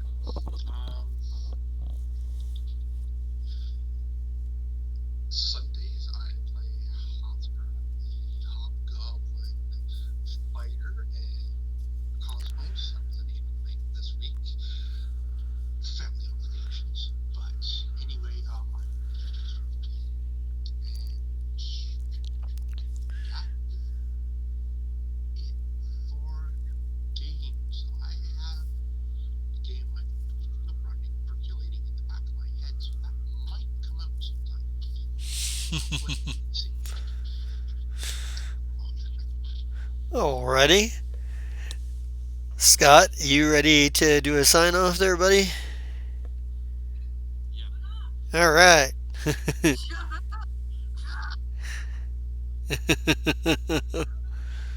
All right, Scott, Sight, whatever. Pick a name. I don't care. So, I don't know. Random things plotting through Xander's head. I'm figuring out what he wants to do for the future, reminiscing over what he's done. But he's still a big bookworm, so deal with it. Let's see. So tomorrow, I can never say this right. Don't Seattle for less, maybe. Don't settle for Don't anything settle for less. less. Yeah. Anything. I'll get it eventually. It's only my second game will be tomorrow. So I'm a little. My name is Sir, and I'm a little Decker person that touches into the Matrix or whatever. So I tried to help them last time. Didn't do so well because apparently I'm not as good as I thought I was. Hey, it was fun. What else am I in? Oh, the Apocalypse World. I'm just the weird, quiet angel guy. I sat at a desk and got yelled at. Yeah, finger toast. You're the yeller. Shh, it looked comfy. I'm Castiel in the Apocalypse World on Saturday. Then, when we bring back the Ballad of the Menagerie, I'm Chess in there. Like I said, it's gonna take a moment to remember what we did last. Oh, we're on Planet Xi, and I'm still, or Planet Z. I'm still calling that regardless of what you guys changed. We're on that planet.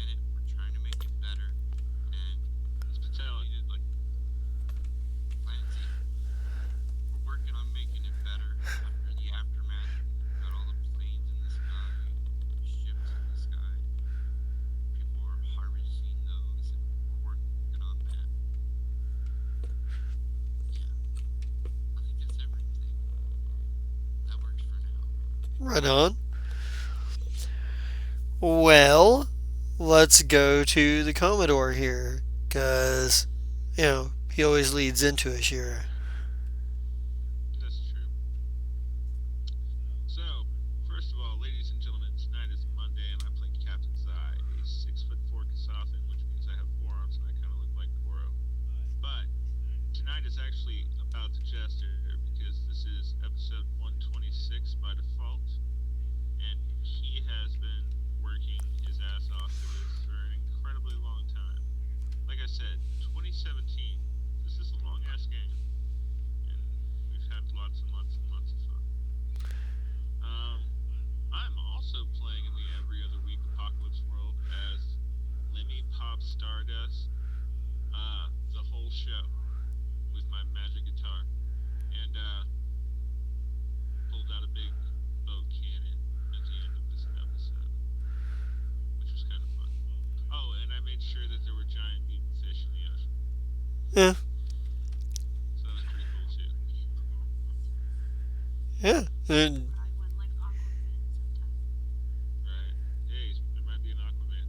Just haven't found him yet. But let's see.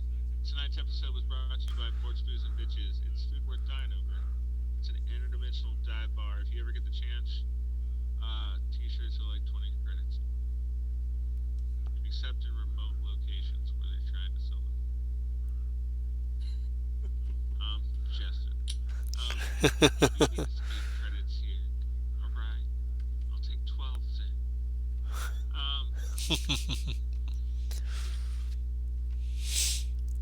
Oh yeah. Really important part. Who's gonna do the second half? Sure. I figured somebody would probably have had something ready since James wasn't. We're all really horrible at it. But also, you keep throwing everybody on the spot. So I feel like everybody Hey, needs it's to okay. prepare I got now. it. I got it. I got it. Good. Alright, so the most important commercial of the night is actually my friend Purple Codex sells t-shirts at tpublic.com. They are amazing and fantastic. They are epic. They are so epic. This is a two-part commercial, and Winkle is going to do the second half. Jim Beam honey contains Jim Beam Purple Codex T-shirts contains all the epicness of the Codex family's 2.5 year history almost, with a smooth take on lack of ethics. Our our manufacturers have managed to infuse epicness with the fine lack of ethics required for your daily life. It's the perfect mix of epicness and the subtle hints of caramel, oak, and lack of ethics. Enjoy as a t-shirt or as with buying the entire apparel store.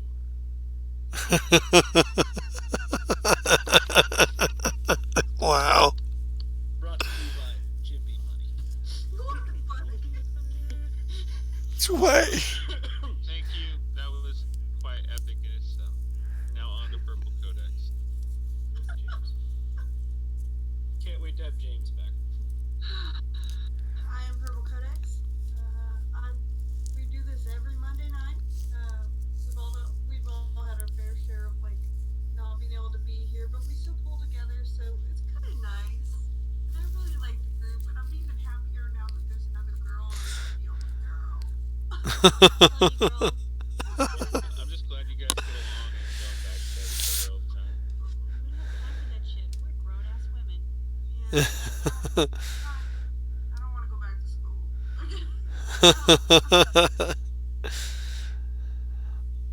uh, I miss pizza. So anyway, yeah. Um, now I want pizza, you son of a bitch. No, I want school pizza. Fuck regular Oh, pizza. remember the school tostadas? Yes. Oh, I love school food. You guys have not had Michelle Obama's cafeteria food. No, No, I haven't. No, we I was not. raised on it. We had good stuff. Okay, real quick story time. I went to a private school, so we got Chick-fil-A and Domino's every week. I Oh instantly wow. like you less now. I'm Yeah. sorry. It wasn't my I was like, we just found out that Vesa used to be the preppy girl with money. Nice. But I was never with money. I was the girl that was poor and went there on like scholarship, and it was That yeah, you my still mother. got lumped into that category. It's your fault. I know. You can blame the parents because I was like, "Can I please go to public school?" And she was like, "No, they'll just teach you to put how to put condoms on bananas." And I was like, "Is that the whole curriculum? Like, I don't understand." And It that's is. It really is the whole curriculum now. that was my whole school life. I swear. To be honest, the trade off of getting Domino's and Chick Fil A for lunches, you had to be at that school. Wait, did you have a uniform?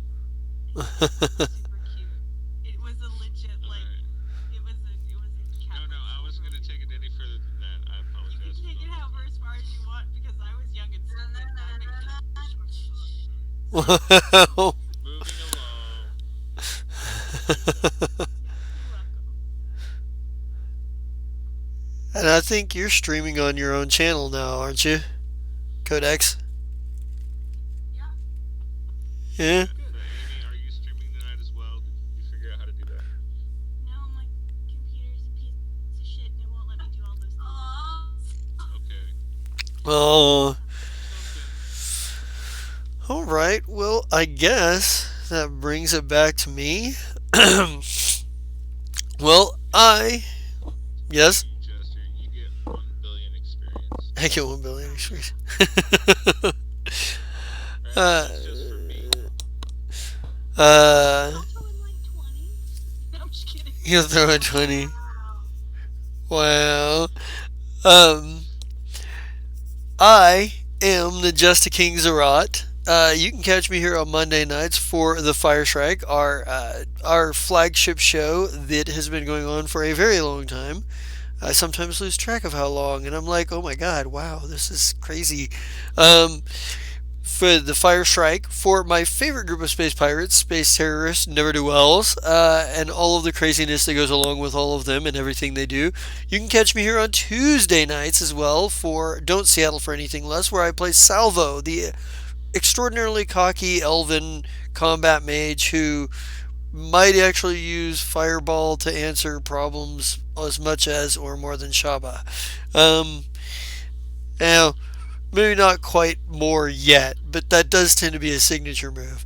Um, you can catch me here every other Saturday for The Bitter Ends, our Apocalypse World campaign, which is currently a water world scenario where we've got an angel, we've got a show, and we've got a savvy head, and quite possibly a child thing joining or a gunlugger at some point. Um, A sleepy gunlugger. I love it. or Which actually makes complete sense for his character. well, um, we. And we still have room for more if Cyrus has time.